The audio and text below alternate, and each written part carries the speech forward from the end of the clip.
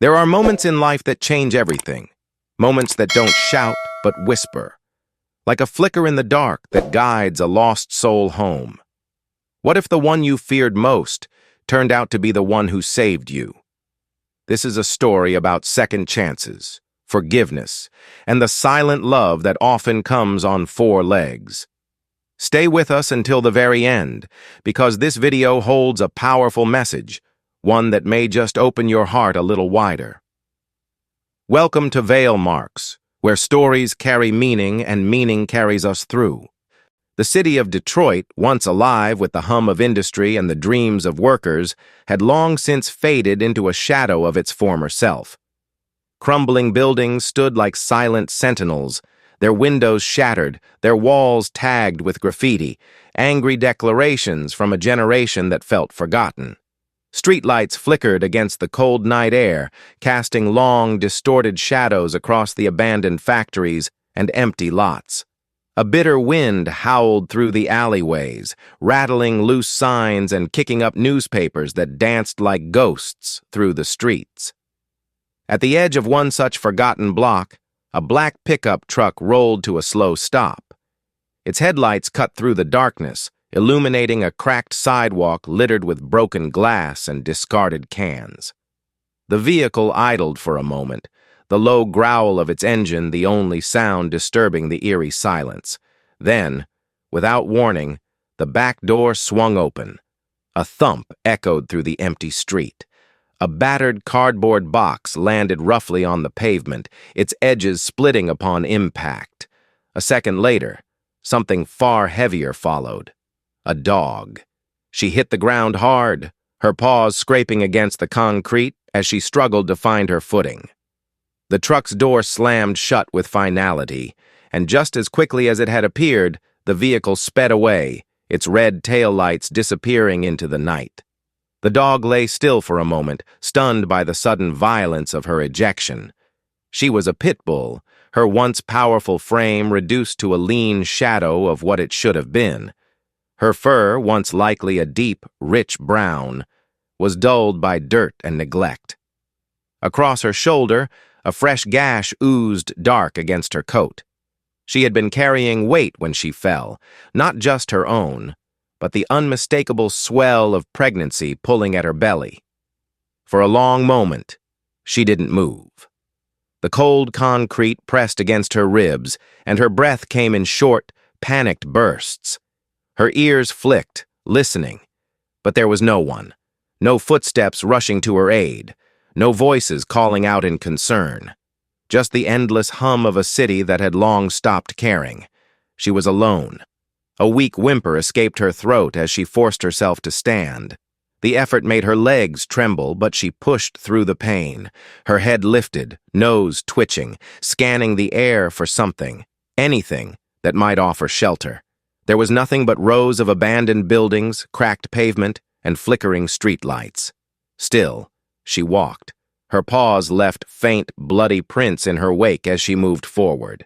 The pain in her body was secondary to the instinct that drove her now. Find shelter. Protect the life inside her. Keep moving. She stumbled down an alleyway, past a rusted dumpster and a shattered payphone caked in grime. The sounds of distant sirens wailed somewhere far off in the city, but here, in this forgotten stretch of Detroit, silence ruled. Her breath came in short, visible puffs as she limped forward. The air smelled of motor oil, damp concrete, and the acrid bite of rusted metal. Then, she found it. A warehouse, its metal doors bent from years of neglect, one corner hanging slightly open, just enough for her to slip inside. Darkness swallowed her whole as she crossed the threshold. The outside world reduced to nothing but the howl of the wind behind her. The space was cavernous, filled with the scent of old wood, dust, and something faintly metallic. Broken pallets and rusted tools littered the floor, and in the far corner, a pile of forgotten tarps offered the closest thing to warmth she was going to find. She collapsed onto them, her body curling protectively around herself. The contractions had already begun. She whimpered softly, shifting, the dull ache in her belly sharpening into something deeper, more insistent. Her breath quickened. Pain rippled through her, and she let out a quiet, strangled cry. There was no one to comfort her, no warm hands, no gentle voice telling her she'd be okay. But she didn't stop. She couldn't. With every wave of pain, her body responded with purpose. Nature had made her strong, built her for this moment. She gritted her teeth, eyes squeezing shut, her mind emptying of everything but the primal need to bring life into this cold, unforgiving world. Minutes stretched into eternity. Then, finally, a small, wet bundle slid into the world. She turned, instinct taking over, licking the pup's tiny, trembling body to clear its airway, to urge it to breathe, to live. A moment later, a weak whimper pierced the silence. One down. The process repeated itself. Another wave of pain, another pup, then another, and another. 4 tiny bodies lay nestled against her, blind and fragile, squirming toward her warmth. They didn't know the world they'd been born into.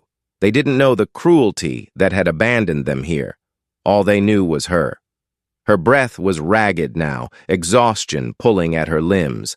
The wound on her shoulder throbbed with every movement, but she ignored it. She curled her body around her newborns, pressing them close, shielding them from the cold air that seeped through the broken warehouse walls. She was shivering, but she was alive, and so were they. For now, that was enough. Howard Jacobs had grown used to being invisible. At 67, he lived alone in a faded one-story house at the edge of a neighborhood Detroit had long since forgotten. The kind of place where weeds cracked through the sidewalks, where rusted fences leaned like tired old men, and the wind blew through broken windows as if trying to stir ghosts that no longer cared to rise. Howard's house sat like a stubborn survivor in a row of abandoned structures. Peeling paint, sagging roof, a porch swing that creaked in the wind. No one visited anymore, and Howard never expected them to. He had long ago stopped hoping for doorbells or knocking hands. Inside, the home was quiet. Still, not peaceful, just quiet in the way things become when time slows down and memory becomes the loudest sound in the room. There were photographs on the mantel, most coated in a thin layer of dust. The largest frame held the last picture ever taken of him and Martha, his wife of 42 years. She had died of cancer 5 years ago, and when she went, so did the last warm corner of his world. Since then, he lived simply, rigidly. He made coffee every morning, sat by the window with the same newspaper, and listened to the hum of an old radio that barely picked up music anymore. There was routine in his day, but no real reason to keep the routine, just the comfort of repetition. But behind his quiet manner, Howard carried something heavier than grief. He carried guilt. It was the kind of guilt that didn't fade with time. It stayed tucked beneath the ribs, pulsing with memory. Years ago, back when he still worked as a private security officer for the city, he had made a mistake. It was a bright afternoon when the call came in. Loose dog near a child. Possible attack. Howard had responded quickly. He'd been trained, disciplined, trusted with judgment. When he arrived, he saw a Pitbull pup standing close to a young boy who had fallen on the sidewalk. The boy screamed. The dog moved. And in that split-second rush of fear and duty, Howard fired. The dog collapsed instantly. Silence fell. Then the boy's mother screamed, not out of relief but horror. "That was our dog!" she had shouted, voice cracking. "He was helping my son!" The child had tripped over his shoelaces. The dog, a young, gentle companion, had only been trying to help. Howard never forgot that moment. The pool of still warm blood, the boy's tear-streaked face, the disbelief that tightened around his chest as the truth set in. From that day forward, Howard avoided pit bulls entirely. At first, he told himself it was because they made him nervous, but deep down, he knew the truth. He couldn't bear to look one in the eye again. He'd gone the rest of his career without incident, retiring with a quiet ceremony and no desire to ever wear a badge again. Since then, he had kept to himself. He avoided television, avoided children, avoided anything that might stir the memories he kept locked away. He even stopped walking near the park. Too many dogs. Too many reminders. The seasons changed, but Howard didn't. His home was frozen in time. Same curtains, same chair, same coffee mug Martha once bought him. It had snowed the day before, and the night air now carried the kind of cold that ached in the bones. Howard sat near the window with his radio, half listening to static and sipping reheated coffee. The world outside was a blanket of silence. Then, a sound. Faint. Distant. A bark, but not the kind he was used to. It wasn't sharp or territorial. It wasn't playful either. It was strained, weak, a call that barely made it past the wind. Howard lowered his coffee. He waited, listening. Another bark, then a whimper. He glanced at the clock. Nearly midnight. He told himself to ignore it. "It's not your concern," he muttered. "Probably a stray rummaging for scraps. Not your problem." But the sound tugged at something old and unhealed. Something he thought he'd buried. He stood slowly, knees cracking, walked to the closet, pulled on his heavy coat and wool cap. His flashlight was still where it always had been, right by the door. The metal felt cold in his hand, and the beam flickered once before holding steady. He stepped out into the night. The beam from Howard's flashlight trembled slightly in his hand as he stepped into the hollow warehouse. His boots echoed across the concrete floor, the sound swallowed quickly by the damp air and cavernous dark. The smell hit him first, something raw, metallic, and alive. Beneath it all, a musty dampness lingered, the scent of forgotten spaces. He scanned the room, passing over rusted shelves, broken pallets, a crumpled tarp. The flashlight flicked across a far corner, and then froze. Eyes. Two glowing amber eyes, half hidden beneath the shadows, wide, unblinking, and locked directly onto his. Howard's heart kicked once in his chest, his breath catching in his throat.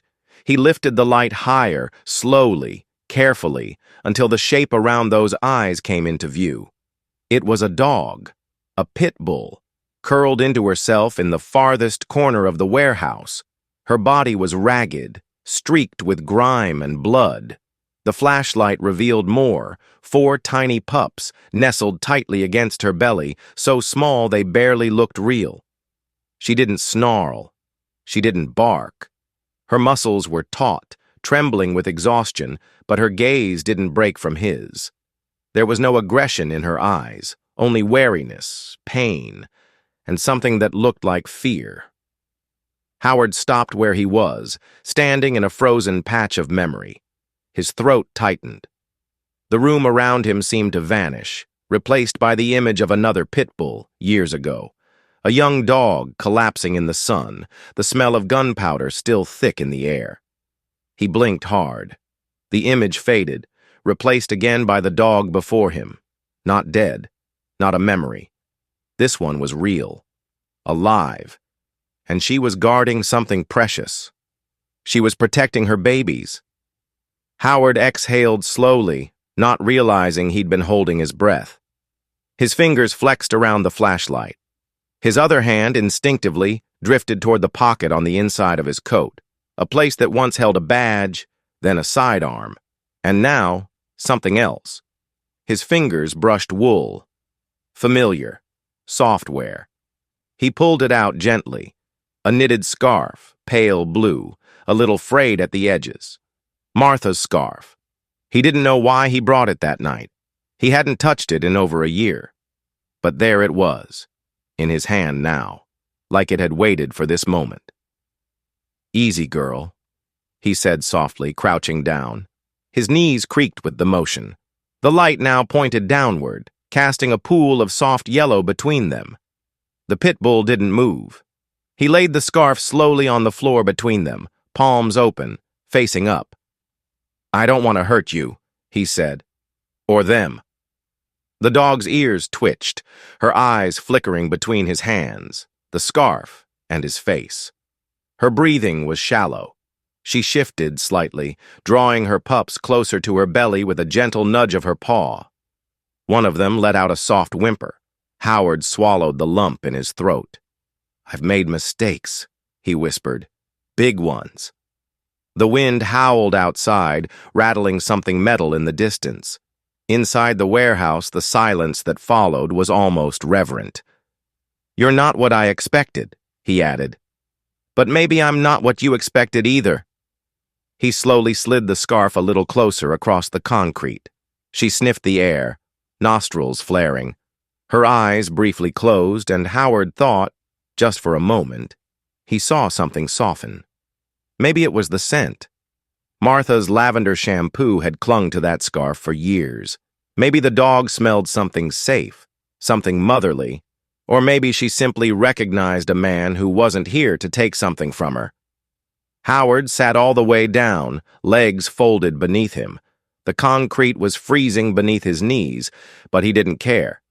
He looked at the 4 pups, their tiny bodies twitching with the innocent effort of breathing.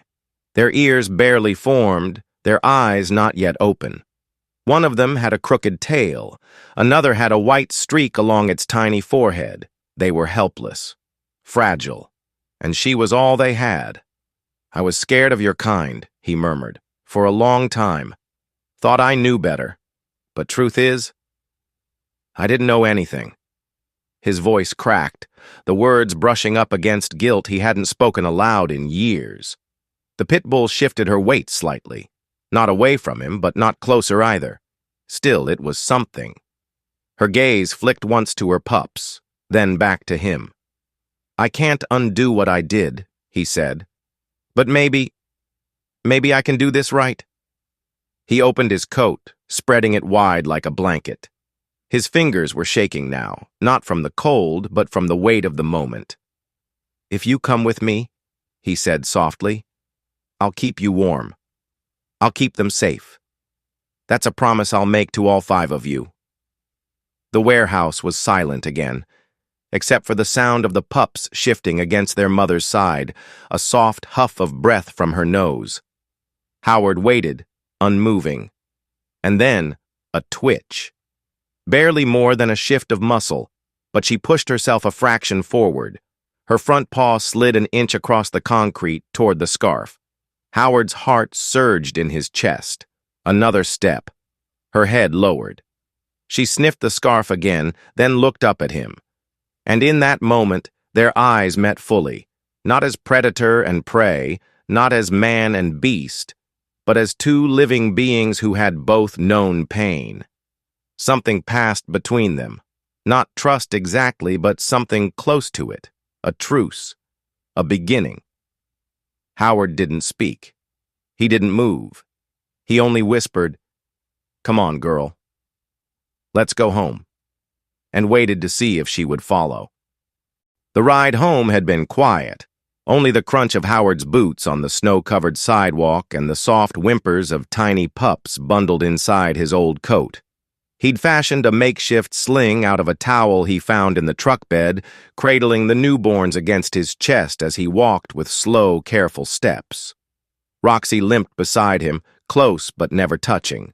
Her eyes flicked between his face and the coat, watching like a soldier protecting her treasure.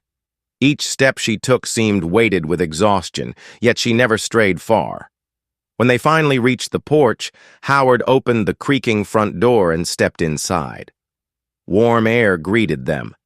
Faint, but enough to sting after the bitter wind outside.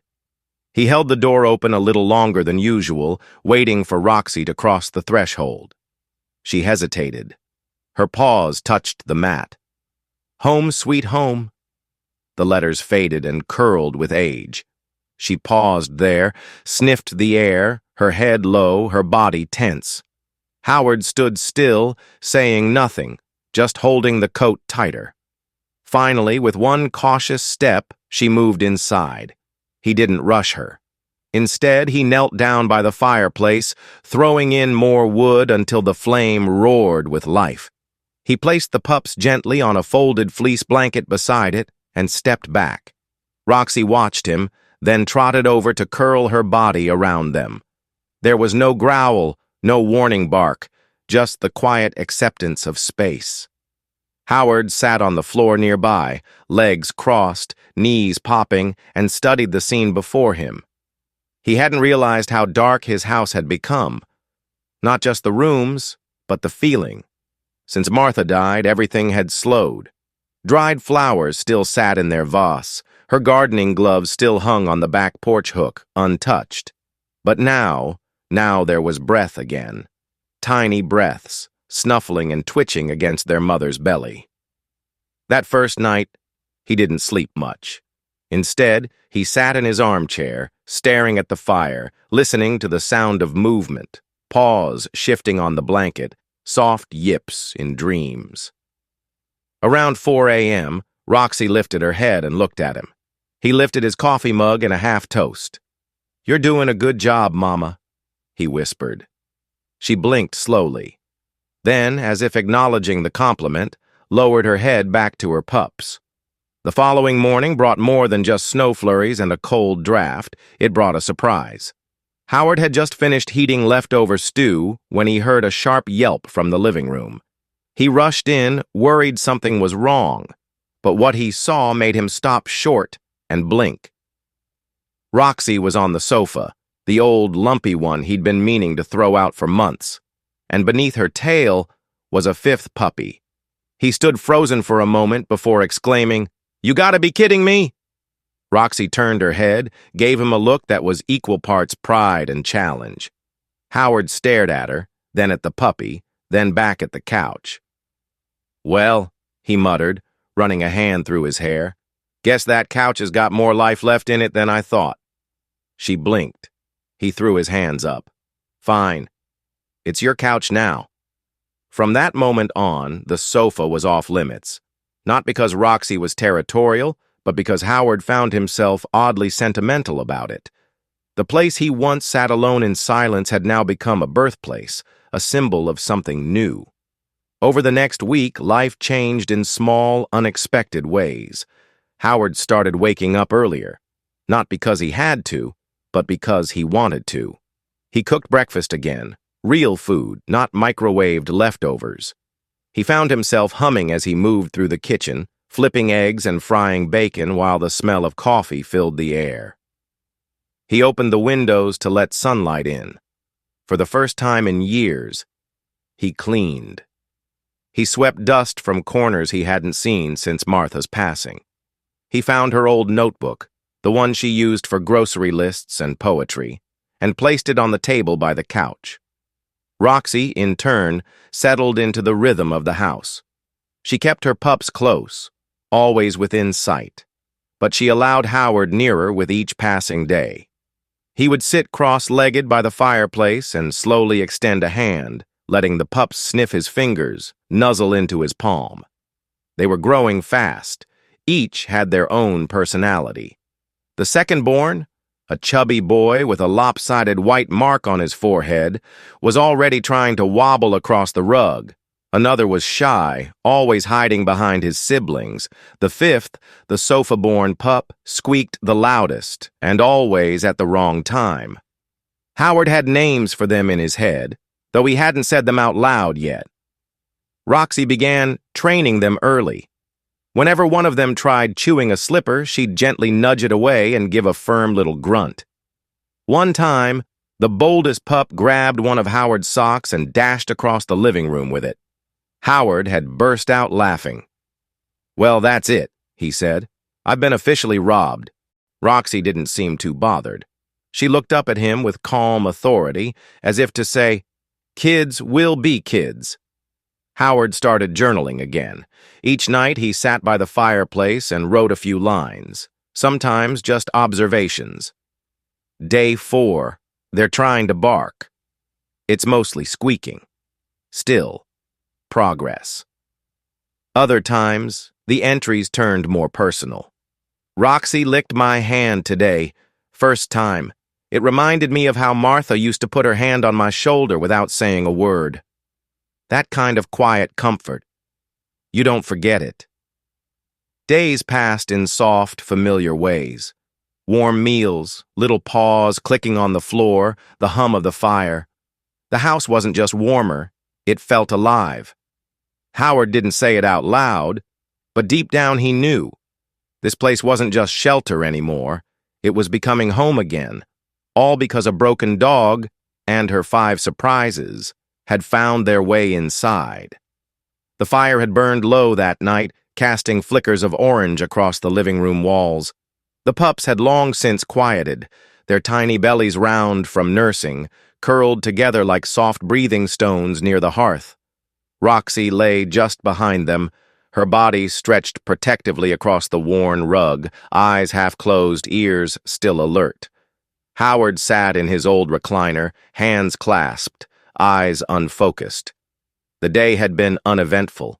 Laundry, a trip to the corner market, a moment of laughter when one of the pups tried to climb into his boot and got stuck. But now, as the house slipped into stillness, something stirred in him. A pull. A presence he hadn't felt in years. Maybe it was the warmth of the room, or the quiet strength of the dog at his feet. Or maybe it was the way her puppies nestled so peacefully, without fear, without doubt. Whatever it was, it nudged at something buried. Howard stood slowly, joints stiff. He crossed the room to the hallway, where the door to the small study remained closed most days. He opened it gently. The scent of paper and old wood drifted out, untouched by time. The room had once been Martha's domain, a space filled with photo albums, family records, and drawers of unsent letters and newspaper clippings. Howard hadn't opened some of those drawers since the day she passed. But tonight, he moved to the file cabinet in the corner and knelt. The drawer resisted at first, then gave way with a low metallic groan. Inside were manila folders, some labeled with years, some with names. At the very back, behind a stack of medical bills and insurance papers, was a slim, unmarked folder. He knew exactly what was inside. His fingers hovered over it, then he pulled it free. The folder felt heavier than it should have. He brought it back to the living room, sat down, and opened it slowly. There, on top, lay the photograph. A young Pitbull, brown and white, maybe 6 months old. The photo had been taken by a neighbor moments before the incident, part of the documentation after the fact. The pup's ears were perked up, tongue slightly out, eyes bright with curiosity. Howard's hand trembled as he reached for it. He gripped it between his fingers like it might vanish if he let go. "I thought you were dangerous," he whispered, voice catching. From the corner of his eye, he saw Roxy stir. She lifted her head but didn't move closer. She simply looked at him, calm, quiet, present. "You were just a pup," Howard said to the photo. "I was supposed to protect people. That's what I told myself, that I was doing my job, that I couldn't take any chances." He swallowed hard. "But the truth is, I didn't look. I didn't stop to see you." Tears blurred his vision. He laid the photo gently on the side table, next to another frame. This one of Martha, smiling in the garden, sun hat askew, dirt on her cheek. She had always believed in second chances, always reminded him that even broken things could grow again. "I took a life," he whispered to her photo. "And now, somehow, life has come back to me through one I should have feared." His shoulders shook, not from cold, not from guilt alone, but from the realization that he had been walking with this weight for far too long, and that forgiveness might not come with a badge or a trial or someone else's words, but with a quiet presence lying on the floor nearby. He reached down to pick up Martha's scarf from the arm of the chair, pressing it to his chest. Roxy didn't move, didn't flinch, but slowly, deliberately, she stood, walked to him, and settled by his feet. Howard didn't reach for her. He just watched, heart pounding in his chest, as she laid her head gently on top of his foot. It wasn't a dramatic gesture. There was no noise, no ceremony. But in that moment, something broke, and something healed. Howard lowered his hand to her head. She didn't pull away. Her ears flicked slightly, and she leaned in just enough to say, "I'm here. I see you, and I'm not afraid." "I brought death into this world once," he said softly. "But you brought life back into mine." The fire cracked, casting warm light across both of them. And in the hush of that small, quiet house, with a mother dog resting her head on an old man's foot, something sacred passed between them. Not spoken, but understood. Winter had settled heavily over Detroit, blanketing the streets in silence. By mid-January, even the wind seemed to have grown teeth. The nights came early, the sun rarely stayed long, and the air stung every time you breathed it in. Howard Jacobs had begun to notice the cold creeping deeper into the house, even with the fire lit. The pups were now a few weeks old, chubby, noisy, adventurous. Roxy still kept them close, her presence as steady and calm as ever. It had become a quiet ritual. Mornings with coffee and a floor full of fur balls, evenings spent by the fire, Howard writing in his journal while Roxy rested at his feet. But on that particular night, the calm broke. The storm rolled in without much warning, riding on the back of a low-pressure system that turned the sky the color of slate. By nightfall, the wind howled like a freight train, and snow came in sideways gusts. The old trees moaned under the weight of ice. Around 10 p.m., Howard threw another log into the fireplace and rubbed his hands together for warmth. He noticed the lights flickering. Once, twice. Then, darkness. The power went out. At first, he didn't panic. The fireplace was still burning. The pups were curled up together in a bundle of warmth and squeaks. Roxy, ever the guardian, stood near them like a sentry, ears up, eyes scanning. Howard made his way to the kitchen to fetch candles. But just as he lit the second one, a loud clank echoed from the basement. Then silence. No, he muttered, grabbing the flashlight from the drawer and heading down the creaking stairs.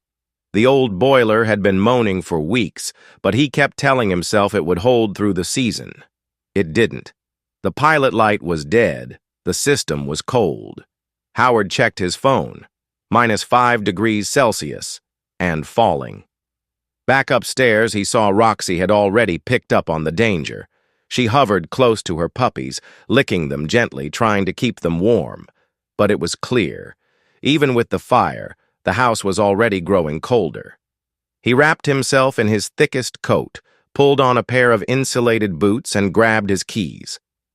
"I'll be right back," he told Roxy, who looked up at him with worried eyes. "Stay with them. Keep them warm."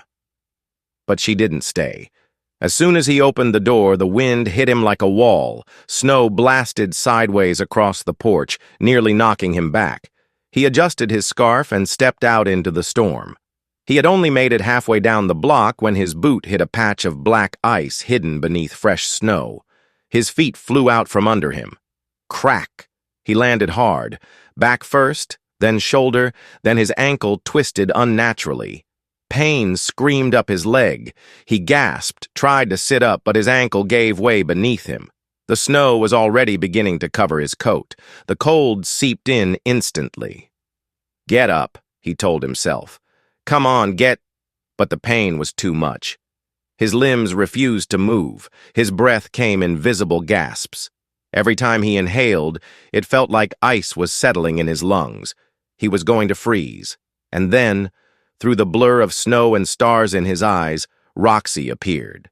She bounded out from the yard, snow clinging to her fur, her paws sinking with every stride. She reached him, circled once, barking frantically, nudging his side with her nose. "Go back," he tried to say. "Go to the pups." But she didn't leave. She barked louder, ears pinned, tail low and tense. Then she turned and ran toward the street, stopped, ran back, barked again. Howard realized what she was doing. She wasn't going to help him directly. She was going to get help. With one last bark, Roxy turned and bolted down the street, disappearing into the snow. A few blocks away, Linda Garner sat in her modest home, reading a dog-eared mystery novel by candlelight. A widow for nearly a decade, she kept mostly to herself, surviving on tea, crossword puzzles, and memories.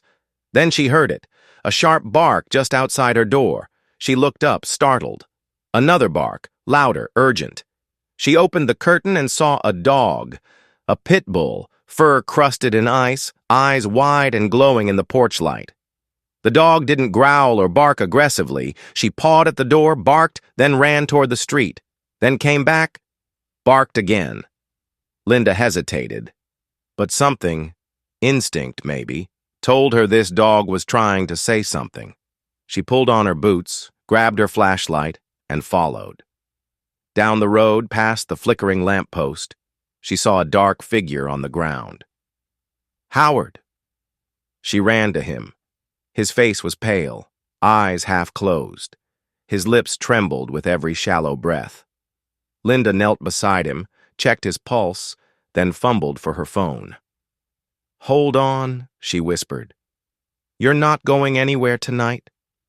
She stayed with him, Roxy pacing circles around them, until the ambulance arrived.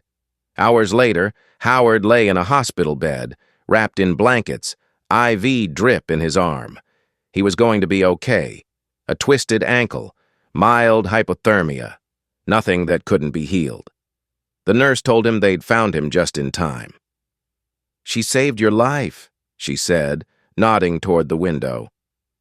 Roxy sat outside the glass, eyes locked on his. And in that moment, Howard knew.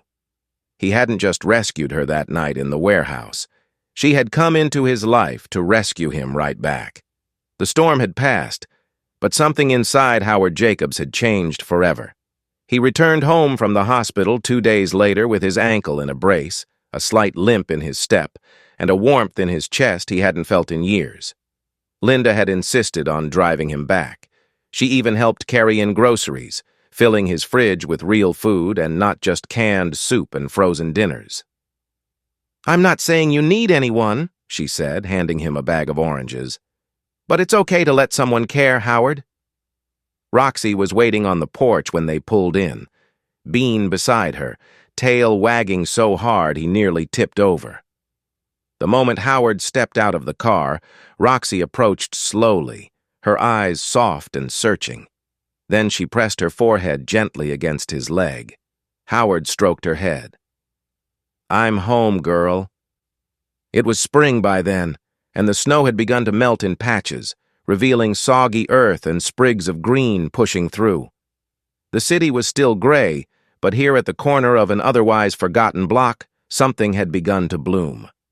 Inside the house, the fireplace still glowed in the evenings, and the scent of chicken broth often drifted from the kitchen. But now, it wasn't just about surviving winter, it was about living again. Howard sat at the kitchen table one morning, watching the pups tumble across the living room rug. They were bigger now, clumsier, braver. Max, the largest of the litter, had knocked over the mop bucket twice. Bella, the quiet one, liked curling up in a patch of sunlight by the bookshelf. Rusty, all muscle and energy, had figured out how to open the pantry door using his nose and paws. And Bean, the smallest and loudest, still stole socks like it was a sacred mission. Howard chuckled every time he found one of his wool socks in the laundry basket or the toilet. "It's not just chaos," he told Roxy one evening, scratching behind her ears. "It's life. It's what the house needed." As the puppies grew, so did the realization that Howard couldn't keep all of them. Not forever. But the thought of giving them up wasn't as painful as he'd expected. Maybe it was because he finally understood that letting go with love was different than losing something. It was making room for healing, for connection, for something new. With the help of Linda and the local vet clinic, he started the adoption process. Carefully, thoughtfully. He wasn't about to send them to just anyone. Rusty was the first to leave. A quiet family came to visit. A woman named Susan and her 12-year-old son, Noah. The boy didn't speak much. He kept his hands tucked into his hoodie, his eyes on the ground. But when Rusty bounded toward him and sat, wagging his tail with that crooked grin of his, something in the boy's shoulders loosened. "He hasn't smiled in 6 months," Susan whispered later, eyes wet. "But he did when your dog licked his face." Rusty went home with them that day. Howard watched the boy walk down the steps, Rusty at his side, and smiled. Not a sad smile, a full one. Next came Max. A firefighter named Jordan had heard about the litter through the vet. He arrived in uniform, all confidence and booming laughter. "This little tank reminds me of my old partner," Jordan said, wrestling gently with Max, who barked and tried to climb his leg. "Big energy, big heart." Howard nodded. "He'll keep you on your toes." "Good," Jordan grinned. "I've got a lot of fire to chase." Then there was Bella. She was the last to be chosen, but not because she wasn't loved.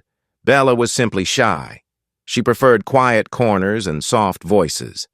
And that's exactly what she found in Margaret, a retired elementary school teacher who lived 2 streets over. "I don't need much," Margaret had said.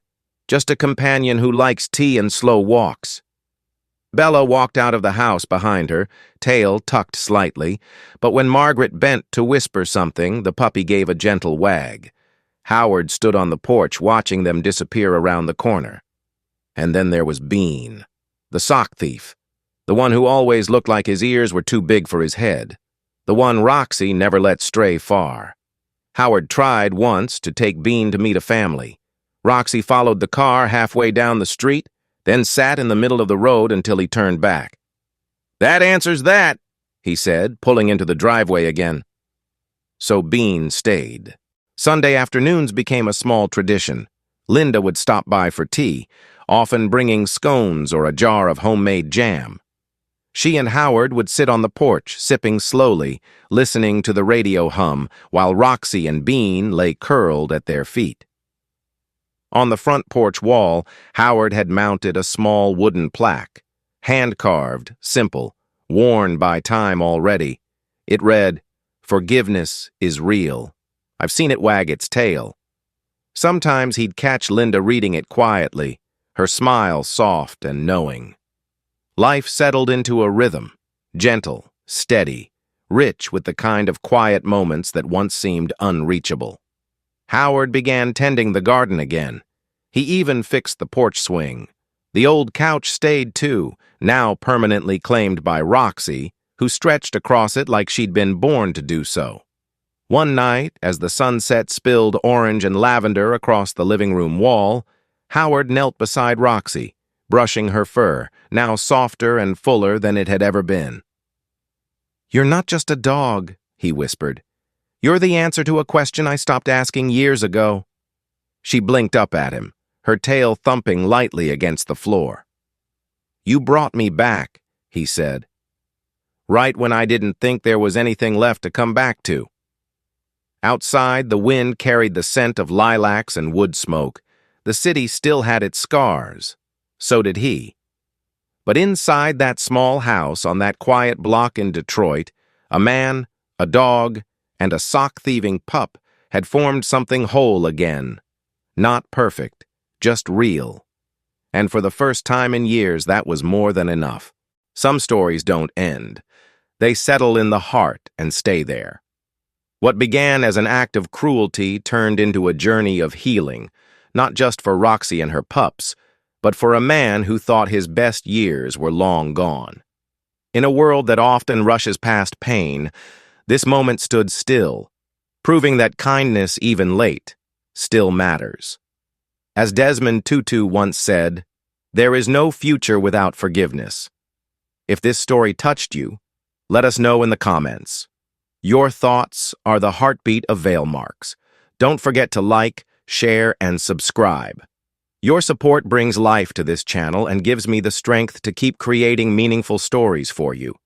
We're on a journey to reach 1,000 subscribers, and every single one of you is part of that story. Because here at Veilmarks, We don't just tell stories. We remember what it means to feel.